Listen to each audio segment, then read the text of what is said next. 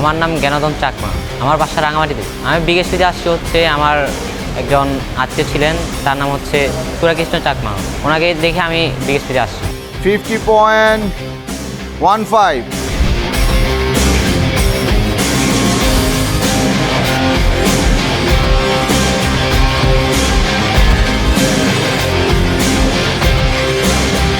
আমার বিকেএসপিতে আসার উদ্দেশ্য হচ্ছে একটা ভালো মানুষ হওয়া এবং বক্সিং নিয়ে ভালো কিছু কোনো কিছু করা আর কি।